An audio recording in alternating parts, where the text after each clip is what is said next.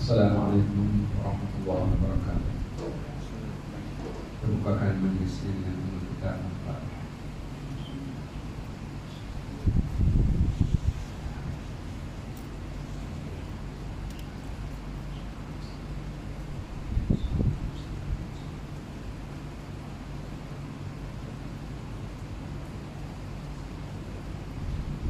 Bismillahirrahmanirrahim.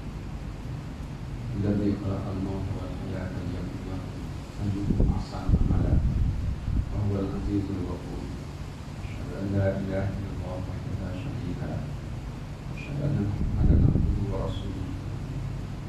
Allahumma shalli wa sallim ala hadzal nabiyil karim wa ala alihi wa ashabihi wa tabi'ina wa tabi'in bi ihsan ila yaumil din. Wa la rabbi sadri wa yassir amri wa min lisani yafqahu qawli rabbi zidni ilma warzuqni hukman. Wallahu ta'ala kitabul aziz. Bismillahirrahmanirrahim. Ya ayyuhalladzina amanu taqullaha wa la tanzur nafsun ma qaddamat lighadin wattaqullah innallaha khabirun bima ta'malun. Namanya alhamdulillah, kita bersyukur kepada Allah Subhanahu wa taala karena pada dapat kita sekali lagi sama-sama hadir ke surau yang berkat ini. Kita sama-sama mengajarkan supaya berjemaah terus menghidupkan sunnah Rasulullah SAW zaman yang penuh dengan kefasadan dan kemungkaran ini. Yang mudah-mudahan amal ibadah kita yang kita lakukan ini akan memberikan ganjaran dan balasan pahala yang baik Allah Subhanahu wa taala. Bila kita kembali kepada Allah pada hari ini yang ada berikutnya lagi harta dan anak dunia, kecuali mereka yang datang kepada Allah dengan hati yang sejahtera. Pada mulanya pada malam ini saya ingat kita nak cakap bab umum je. Tapi biasanya kitab yang kita baca ni, iaitu kitab beriman kepada hari akhirat yang kita baca dululah sebelum kita tanya dengan ini last book ketiga bulan 3 dulu. Jadi saya ingat kalau kita main cakap tadi semua ni takut ada habis kan? Takut ada habis. Sedangkan kitab yang kita baca ini pada saya sangat penting, bukan untuk tuan-tuan saja, tapi untuk saya sendiri sebagai peringatan, yaitu kitab beriman pada hari akhirat. Yang mana di dalamnya menerangkan perkara yang semua kita akan tempuh belaka, berkenaan dengan kematian, berkenaan dengan apa yang berlaku di alam barzakh, berkenaan dengan apa yang akan berlaku sebelum daripada kiamat, berkenaan dengan mahsyar, berkenaan dengan sirat, mizan, kap telaga kausar, surga neraka. Jadi semua ini tempat yang kita akan pergi, perkara yang kita akan lalui. Jadi saya rasa kalau saya hari lagi nanti jumpa pula bulan depan pula. Jadi kalau lama pula, maka saya buka, saya kata tak apalah malam ini kita baca kitab kita ini. Mudah-mudahan apa yang disebut oleh Tuan Guru dalam kitab kita ini sedikit sebanyak memberikan panduan dan ukuran berkenaan dengan perkara yang disebutkan, sama ada betul atau tidak dengan yang kita terasa selama ini. Kadang-kadang kita terasa mati itu gitulah, tapi sebenarnya di sana ada perkara yang rupanya lain berdasarkan kepada apa yang disebut dalam Al-Quran Karim dan hadis Nabi SAW. Kadang-kadang orang rasakan bila kita tengok dia mati nampak macam senyum juga, maknanya dia senyum okey lah. Tapi kalau kita tengok banyak orang kafir yang disolat, nampak senyum lah kau. Kita tengok banyak, kita tengok di kat hospital kebetulan ada banyak orang kafir. Dia letak dalam kandang tu, dia buat sedang nampak senyum. Maka dia bersadaran tak mungkin orang kafir senyum.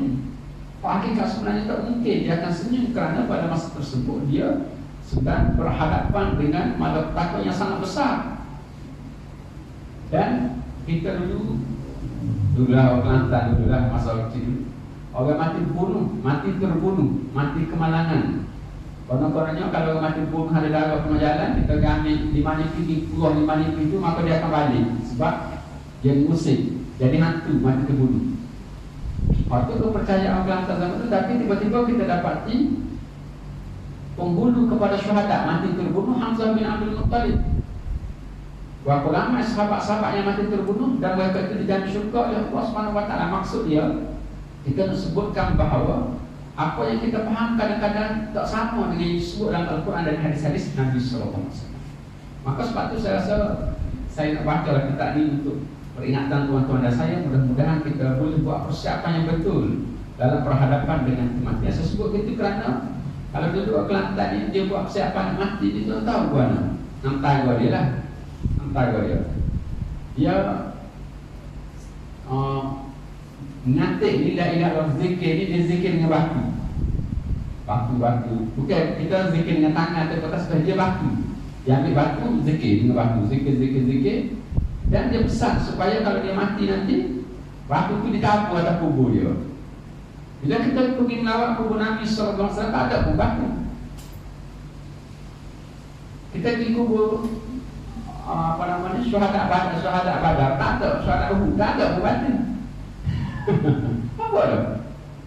Maksudnya kita kena tengok betul ke tidak apa yang kita duduk rasa selama ini berdasarkan kepada apa yang sampai kepada kita berdasarkan kepada Al-Quran dan hadis-hadis Nabi sallallahu alaihi wasallam.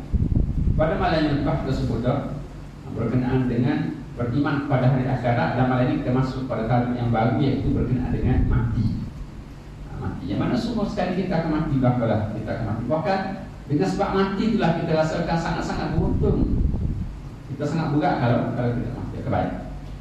Muka surat 27. Firman Allah Subhanahu wa taala, hatta idza jaa ahadahumul maut qala rabbi irji'un la'alli a'malu salihan fima tarak kalla innaha kalimatun huwa qailuha wa min waraihim barzakhun ila yaumi yub'atsun. Hingga apabila datang kematian kepada seseorang daripada mereka, dia berkata, ya Tuhanku, kembalikanlah aku ke dunia agar aku berbuat amal soleh terhadap apa yang telah aku tinggalkan. Sekali-kali tidak, sesungguhnya itu adalah sekadar perkataan yang diperkatakan sahaja, dan di hadapan mereka ada alam barzakh, yakni dinding, sehingga hari mereka dibangkitkan. Jadi hari ini Allah Ta'ala sebut keadaan orang yang mati. Orang kita, siapa-siapa mati, bila siapa mati itu, dia akan minta kepada Allah Subhanahu wa taala, qala rabbi irji'un, wahai Tuhanku, bagi aku balik sekejap. Apa benda? Supaya apa benda? Supaya la'anni a'malu salihan fima tarak, supaya aku boleh buat amal soleh yang aku tak buat lagi, yang aku telah tinggalkan. Maksudnya kita yang buat amal soleh ni, kita kena buat kesemua betul amalan-amalan soleh yang kita tahu, yang kita belajarnya sampai kepada kita, baru kita tidak nak minta balik. Ulama tafsir menyatakan di antara orang yang akan minta nak balik semula ke atas muka dunia ini ialah orang yang padanya ada kelapangan harta benda tetapi tidak mengerjakan ibadah haji. Dia mesti akan minta nak balik semula. Walaupun dia hak lain, dia buat pahala banyak, sedekah banyak, apa semua sekali banyak, tapi dia tak gaji, dia akan minta nak balik semula. Akan minta nak balik semula. Kalau orang terjibun, ada lagi siapa di lagi orang yang minta nak balik semula? Ada hak ni saja tak? Ataupun juga dikatakan orang yang minta nak balik semula ni orang yang tak baca Quran, maka dia akan minta balik semula nak baca Quran. Orang yang tak sembahyang sunat, dia akan minta semula balik semula untuk sembahyang sunat. Kalau orang terjibun, la'anni amal salihah fima taraktu, aku nak buat amal soleh yang aku tinggalkan dahulu. Maka sebab itu tuan-tuan kita dalam kehidupan seharian kita ni, kalau boleh tidak pernah buat apa amal ni, kena ada dalam kehidupan kita ni. Kalau kita boleh dah istiqamah dalam bab sembahyang, sembahyang sunat apa semua, tapi Quran kita tak baca lagi, maka mula-mula cari-carilah jalan supaya kita dapat membaca Al-Quran, luangkan masa untuk itu. Kalau kita tidak ibadat-ibadat yang lain lah, ibadat-ibadat yang lain kita tinggalkan, maka kita buat. Antara orang yang nak minta balik semula juga ialah Allah Ta'ala sebut, walau tara idzal mujrimuna nakisu ru'usihim 'inda rabbihim Rabbana absarna wa sami'na farji'na na'mal salihan inna muqinun. Kalau mau tengok bagaimana orang-orang yang mujrim yang banyak dosa itu menundukkan kepalanya di hadapan Tuhan mereka, qalu sami'na Rabbana absarna wa sami'na, wahai kami tengok dan kami nampak dah, farji'na, ya kembali semula, na'mal salihan, aku akan buat amalan yang soleh. Inna muqinun, aku yakin sungguh dah. Orang ayat selama ni bahawa dalam kubur kini apa nama ni, bahawa malaikat maut tu begitu. Apa sekarang ni baru aku yakin. Sebelum dia dengar dah cerita, orang kata malaikat maut ni mari dalam keadaan begini, dalam keadaan rupa bentuk yang sangat ganas, garang apa semua sekali. Tapi tak yakin mana menyebab kau dah tak buat persiapan. Maka orang yang banyak rasa tunduk kepala mereka di hadapan Allah Subhanahu Wa Taala, minta nak balik semula. Boleh balik ke tak? Tak boleh. Pasal apa tak boleh?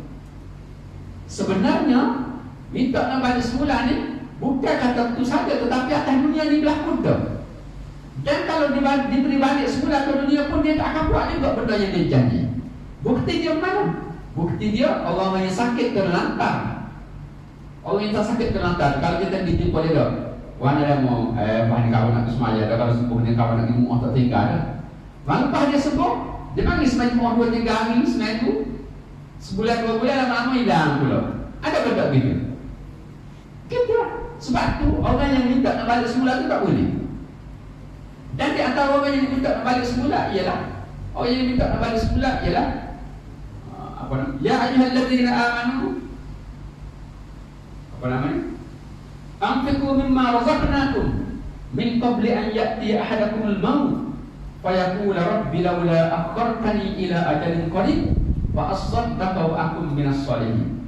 Allah, wahai orang-orang yang beriman, kamu bagilah infak harta benda yang diberikan kepada kamu itu. Sebab apa? Sebab apabila mari kepada kamu saat kematian, maka kamu akan minta untuk walaula akhartani ila ajalin qarib, wahai Tuhan, bagi aku balik sekejap saja. Tangguhkan sekejap. Hak ni sebelum mati, tangguh sekejap. Masa sewaktu kita nampak malaikat maut, kita nampak saat tahu kita mati, kita akan minta dengan Allah Taala. Ini orang yang beriman ni, bukan kata orang kafir. Ya ayyuhallazina amanu. Ayat dalam surah ini sebelum daripada itu Allah Taala cerita akan berkenaan dengan orang munafik. Di akhir surah munafik itu Allah Taala cerita kepada orang beriman. Orang beriman ialah mana? Orang yang buat baik dah, tetapi tidak galak dalam memberi sedekah. Maka dia akan minta nak balik semula untuk bagi sedekah, Dan wa as-saddaqa, aku akan bagi sedekah, wa aku minas shalihin, aku nak jadi baik dah. Kau maksiat buang masa semua tak tinggal apa dah. Boleh ke tak boleh? Maka Allah Taala kata, kalla innaha kalimatun huwa qailuha.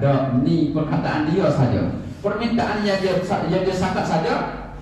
Wa min waraihim barzakhun, di belakang mereka itu, di hadapan wa min waraihim barzakhun, di hadapan mereka itu ada barzah. Barzah ni maksudnya ialah dinding yang menyebabkan dia tak boleh nak balik semula ke atas dunia. Kita nak balik semula ke atas dunia tak boleh. Seperti mana kita tidak boleh balik semula ke alam rahim ibu yang telah kita tinggalkan, maka begitu juga kita tidak akan boleh balik semula apabila kita masuk ke alam barzah nak balik semula ke atas muka dunia. Sebab tu kalau kita orang percaya, macam saya sebut tadi lah, orang Kelantan percaya pergi apa nama ni, dua hari mandi kalau mati aksiden dah, tentara ni dia akan balik semula dah. Kalau kita percaya bahawa hari yang ketiga rohnya akan balik semula atas dunia, jumpa tengok mau kena buat mengatik tahlil ni sebab apa dia? Sebab roh balik tengok, tak boleh balik. Pasal apa tak boleh balik? Quran kata tak boleh balik. Wa min waraihim barzakhun. Barzakh tu maksudnya dinding, tak boleh balik. Sebab itu kita katakan terdinding orang yang terdinding ni, dia nak balik, dia di alam barzakh nak balik ke dunia tak boleh, nak pergi ke akhirat apa tak boleh lagi. Nak pergi ke akhirat tak boleh. Di sana telah ada orang yang lebih daripada orang yang biasa, iaitu sewaktu berlakunya peperangan Uhud dan syahid ramai daripada kalangan para sahabat 70 orang mati syahid di medan peperangan Uhud. Salah seorangnya ialah Abdullah bin Jubair. Abdullah bin Jubair itu ialah sahabat yang pegang bendera di atas bukit Uhud, yang menjadi ketua pemanah di atas bukit Uhud. Dia terbunuh.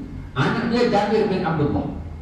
Selepas daripada ditanam syuhada Uhud ini, Jabir berjumpa dengan Nabi SAW. Wahai Rasulullah, aku nak tanya dengan bulan mana kedudukan ayahku ni. Kalau ayahku ni duduk dalam syurga molek tak apalah, tapi kalau tidak, mesti aku akan sedih dengan kesedihan yang sangat besar, yang sangat sedih. Kata Rasulullah, wahai Jabir, ayahmu ni Allah Ta'ala bercakap dengan orang lain dalam keadaan ada tabir, ada dinding. Tetapi Allah cakap dengan ayah kamu dalam keadaan berdepan tanpa hijab.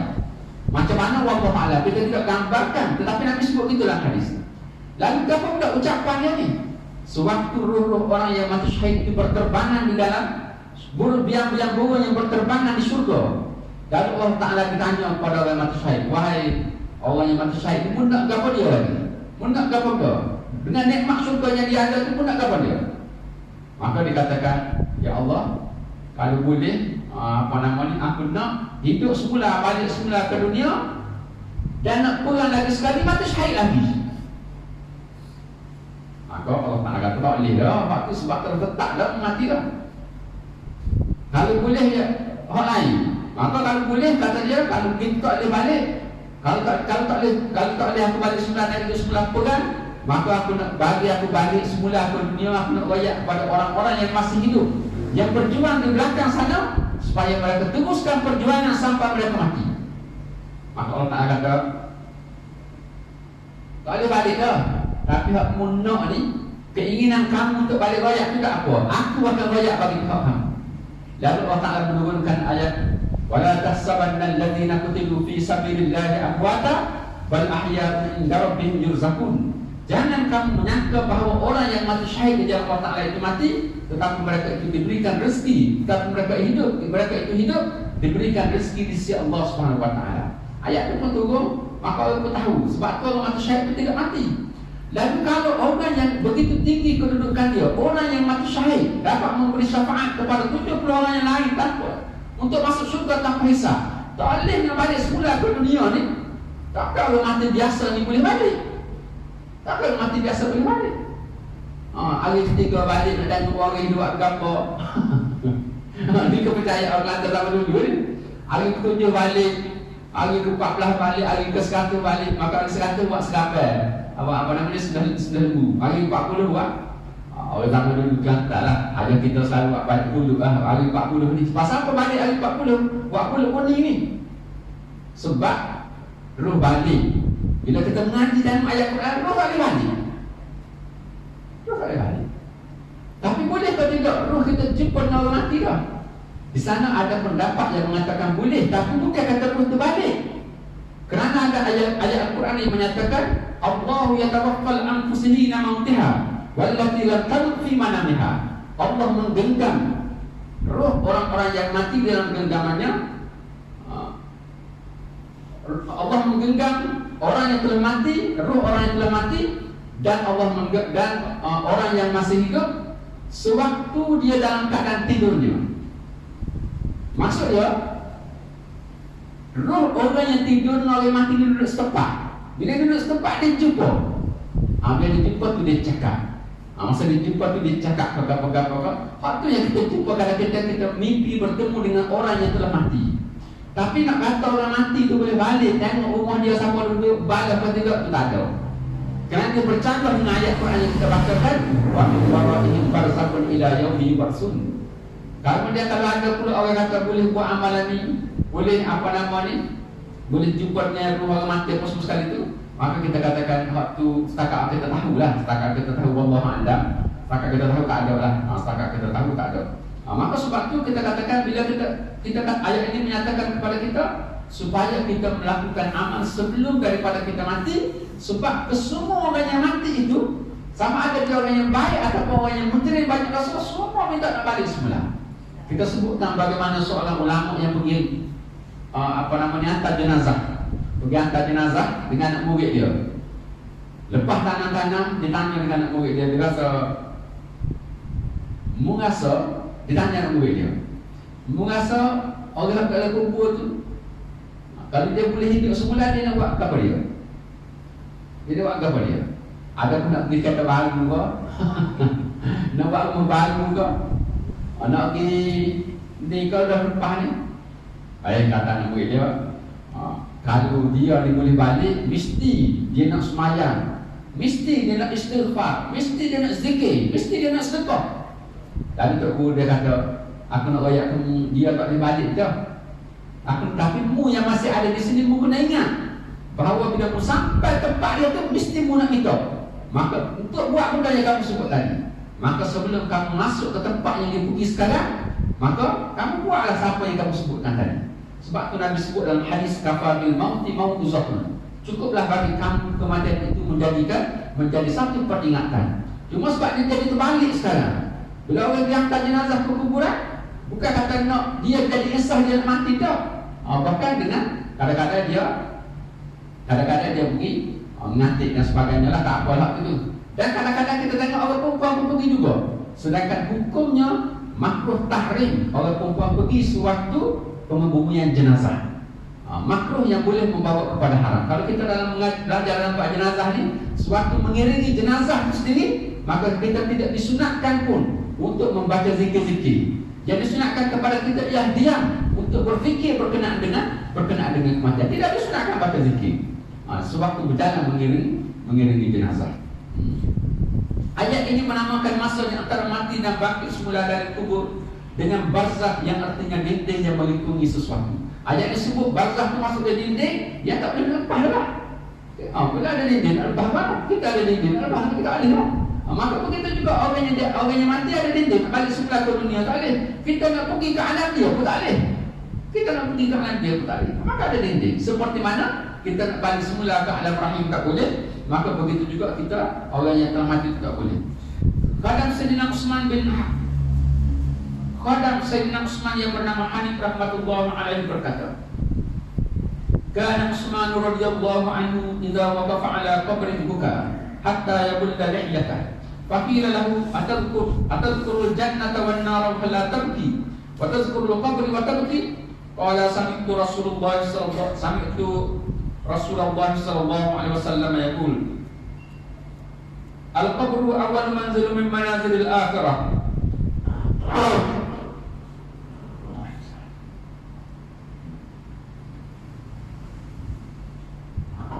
Fa inna jaminhu fama ba'dahu aisar minhu wa illam yanju minhu fama ba'dahu ahad minhu. Adalah Sayyidina Utsman bin Affan radhiyallahu anhu apabila berada di kubur ia menangis sehingga basah janggutnya. Lalu dikatakan kepadanya, adakah apabila disebut syurga dan neraka awak tidak menangis? Tetapi apabila disebut kubur awak menangis. Lalu ia berkata, aku telah mendengar Rasulullah SAW pernah bersabda, kubur itu ialah pertama-tama tempat persinggahan dari tempat-tempat persinggahan di alam akhirat. Jika selamat padanya maka selepasnya lebih mudah daripadanya, dan jika tidak selamat daripadanya maka selepasnya lebih payah daripadanya. Ini Sayyidina Utsman. Sayyidina Utsman ini menantu Rasulullah, terkenal dengan nama Zulnur Ain. Dia kahwin dengan dua anak, dengan putri Rasulullah SAW. Sayyidina Utsman ini salah seorang yang di dalam syurga sewaktu dia masih hidup. Jadi disebut oleh Nabi 10 orang. Yang disebut sebagai mubasyirin bil jannah, 10 orang yang di dalam syurga yang oleh Rasulullah SAW dalam satu hadis. Dalam hal lain ada lagi orang yang Allah Rasul kata maknanya ahli syurga. Ada kita sebut dah nanti akan dia hadis-hadis dia. Sayyidina Utsman sendiri lagu mana keadaan dia? Khadam dia. Sayyidina Utsman lalu kubur, tengok kubur nangis jerit. Maka dia pun heran. Tapi kalau sebut syurga neraka tak ada ni. Lalu sehingga satu kali dia bertanya, wahai Utsman, Amirul Mukminin bapa pun bila sebut kubur pun nangis. Tapi sebut syurga neraka tak nangis. Tak apa. Dia kata Rasulullah, aku dengar Rasulullah sebut kubur itu ialah tempat pertama alam ke akhirat. Siapa mudah kubur, lepasnya lebih mudah lagi. Siapa susah kubur, lepasnya lebih susah lagi. Dalam riwayat lain disebut, dia kata, wahai Utsman, mungkin yang Rasulullah jamin dah masuk surga. Dia kata Rasulullah jamin aku dah masuk, jamin aku sebagai masuk surga. Tapi Rasulullah tak jamin aku daripada azab kubur. Nak sabar. Maknanya Rasulullah jamin dia masuk surga. Kalau kita dah masuk surga kubur, lagi mudah. Dah, Rasulullah jamin surga, dia masih risau berkenaan dengan azab kubur. Maka sebab itu kita bila pergi kubur, kita kena ingat bahawa kita pun kena macam tu keadaan dia. Bahawa kita pun akan masuk sana. Kalau kubur itu mudah, maka sepatutnya lebih mudah lagi. Kalau kubur itu susah, maka sepatutnya lebih susah lagi. Maka sebab itu kita kena ada persiapan yang disebut sebagai persiapan jangka panjang dan persiapan jangka pendek untuk masuk kubur ni. Apa dia persiapan jangka panjang ni? Kita melakukan amal-amal ibadat yang diperintahkan meninggalkan perkara yang dilarang oleh Allah Subhanahu wa taala. Ini sebagai persiapan kita masuk kubur. Tetapi di sana perlu juga ada persiapan jangka pendek. Yang kalau kita mati kagak mana? Maka di sana kita dengar hadis-hadis Nabi sallallahu alaihi wasallam. Siapa yang baca selepas maghrib Allahumma ajirni minan nar 7 kali. Kalau dia mati pada malam tersebut, dia dilepaskan daripada azab kubur. Siapa yang baca Allahumma ajirni minan nar 7 kali selepas subuh, kalau dia mati pada hari tersebut, dia dilepaskan daripada azab kubur. Maka kita sesibuk mana kita pun sambil berjalan tu selepas maghrib baca Allahumma ajirni minan nar, Allahumma ajirni minan nar, Allahumma ajirni minan nar 7 kali. Ada yang kata 3 kali, ada riwayat kata 7 kali, ada riwayat kata 3 kali.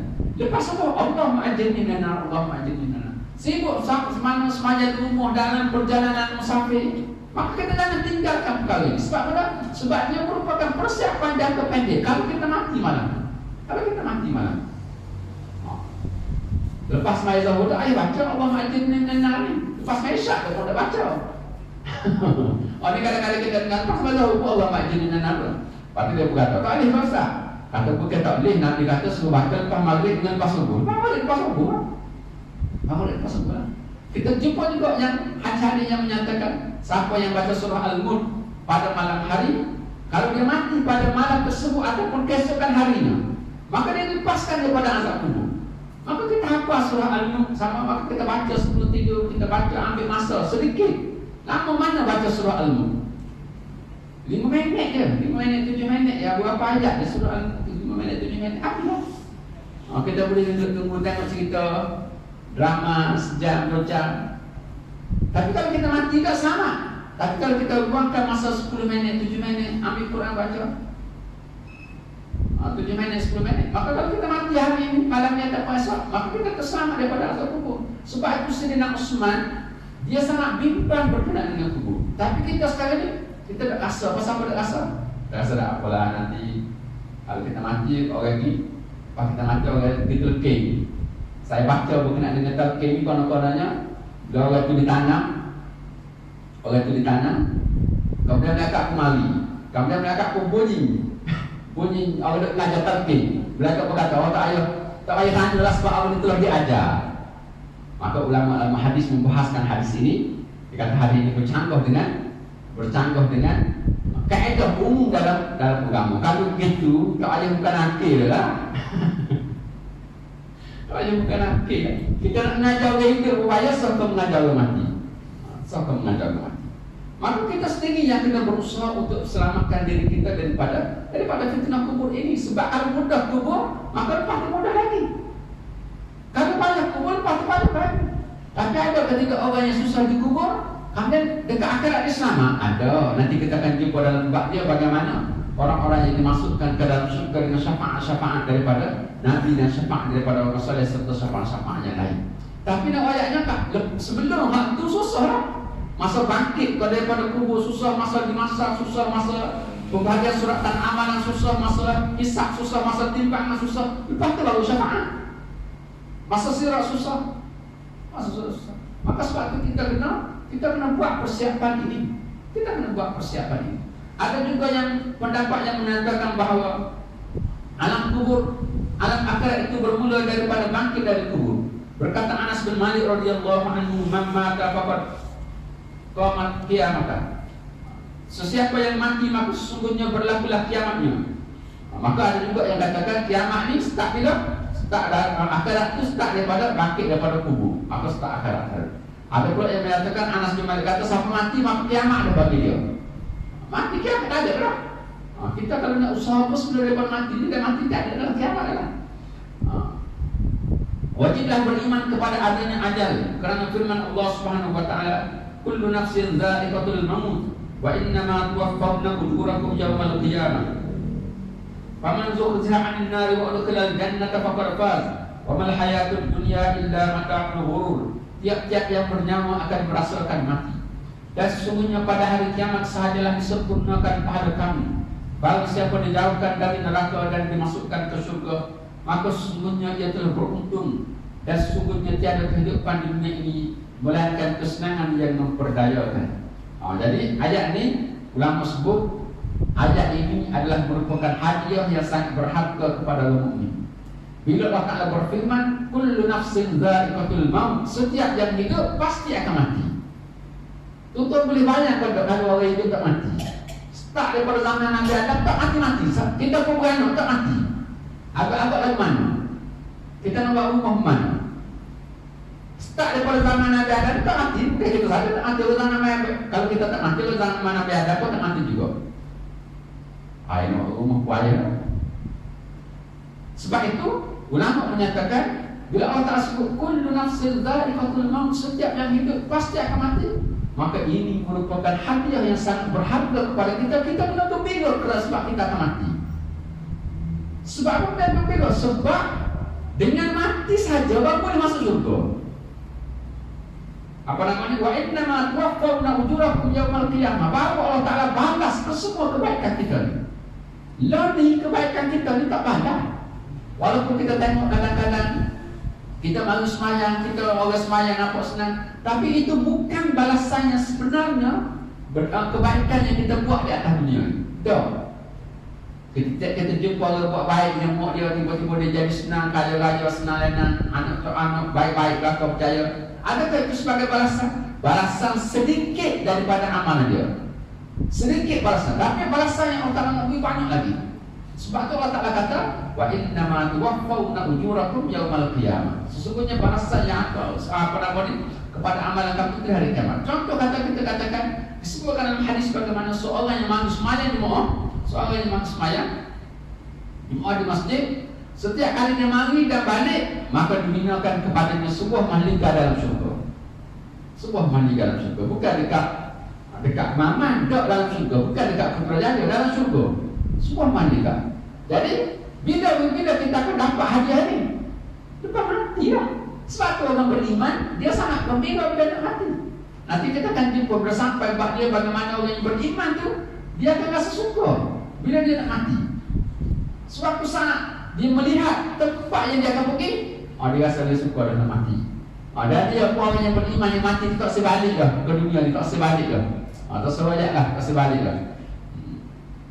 Dan faman zuhziha 'anil nar wa udkhilal jannata faqad faz.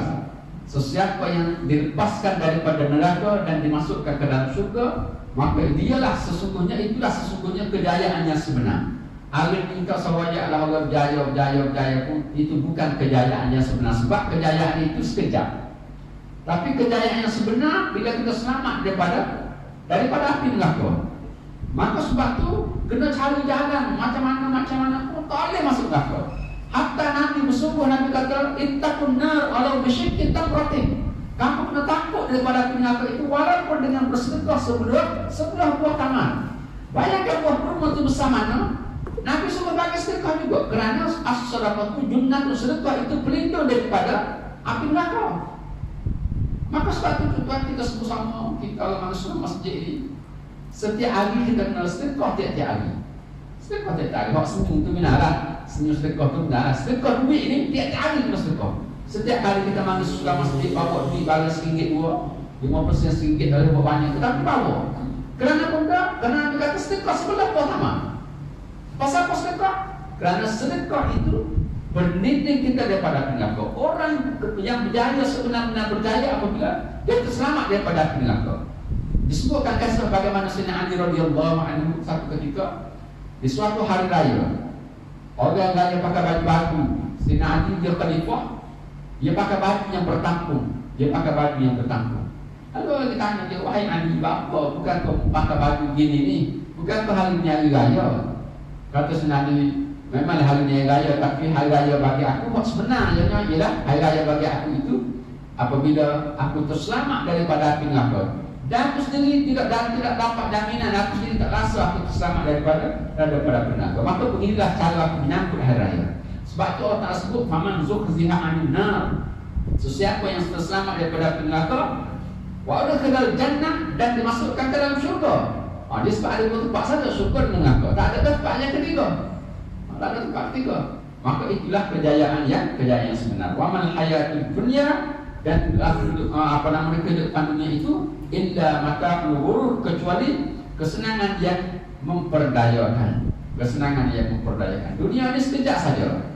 Gampang sekalipun Hak comel pun sekejap, hak sedap pun sekejap, dia sekejap saja. Kalau kita baru nak beli kereta, kenapa? Masa kita dulu mula-mula kerja beli kereta Pertisaga, pakai kereta Pertisaga. Kenapa Protowira ni sedap ni? Pakai Protowira sedap.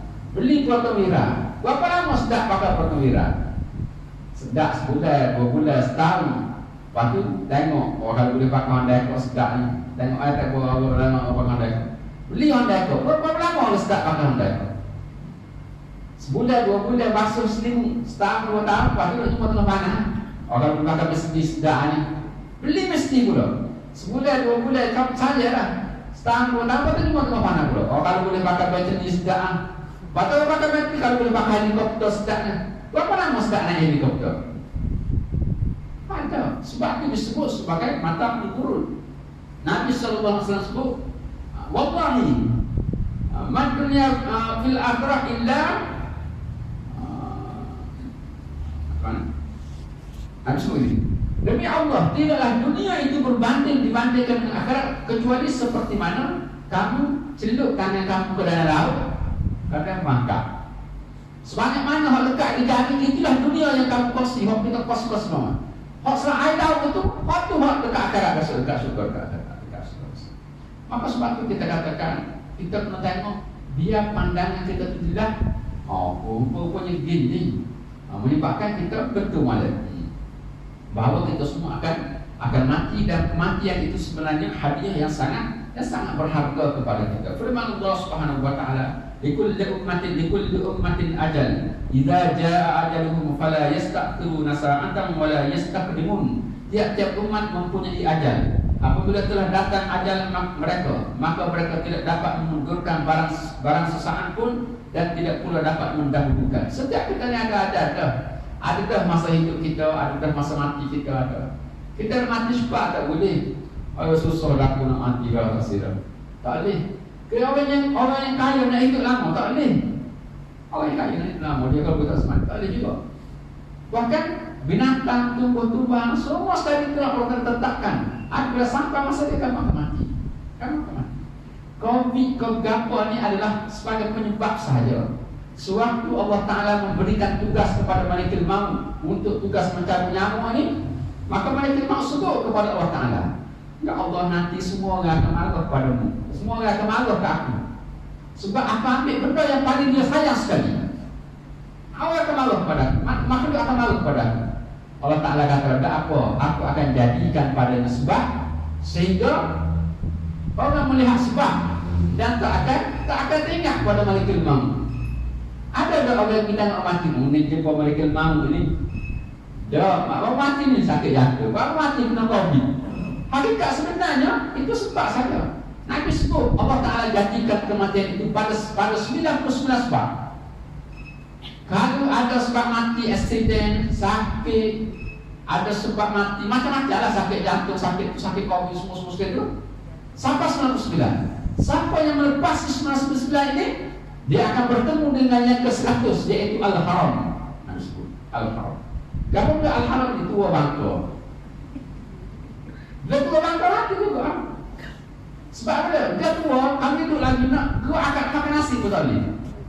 Hatta waswat nama pun tak boleh. Maka akhir mati.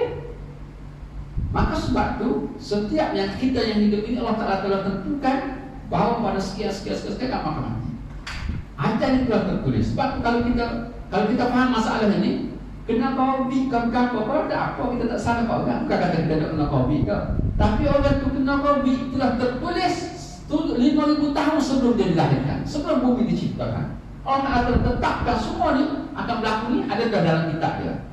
Sebab tu kita tengok, bila kita tengok baru ni masa Covid mula-mula ada sahabat-sahabat kita, kawan-kawan kita kena segar-segar boleh ada naik kereta ambulan pergi masuk hospital, sampai hospital mati. Boleh ada masa itu suka-suka lagi sampai hospital mati. Sebenarnya orang Ta'ala tulis amat terjadi mati masa itu. Jadi orang yang menghadapkan keadaan itu, boleh akan jadi reda lah. Kalau tidak dia kata bakpolah. Sebab tu orang mukmin sepatutnya dia tidak stres sangat, sebab dia tahu dalam bab qada dan takdir Allah Subhanahu wa taala. Sebab itu Allah Ta'ala sebutkan likulli ummatin ajal. Pada setiap benda itu ada ketetapan dia. Fa idza jaa ajaluhum fala yastaqimuna sa'atan wala yastaqdimun. Bila sampai ajal mereka, maka tak boleh nak ditangguhkan sekejap. Macam kita sebut tadi, tangguh nak minta buat baik pun tak boleh. Wala yastaqdimun, nak minta cepat tak tahan dah dengan duduk rumah kena kubur ni, tak tahan dah, nak minta mati dah. Tak boleh juga. Kena tunggu sampai ajal yang telah ditentukan oleh Allah Subhanahu wa taala. Firman Allah Subhanahu wa taala ni sama sebelah masih syair dah. Sama sebelah. Apa gula-gula ni sama sebelah insya-Allah. Wallahu a'lam. Semoga pandai siapa ada soal.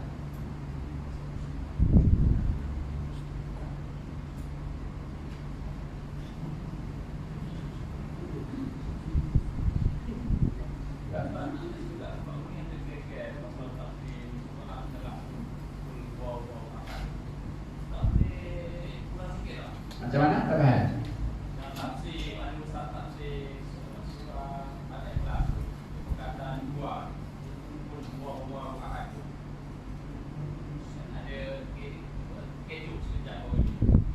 Saya tak tahu kata fikir dia. Boleh banyak mula, tidak bisa jawab dulu. Tak dengar. Tapi kejap yang saya mula dah. Wallahu a'lam. Tak macam dengan tasbih.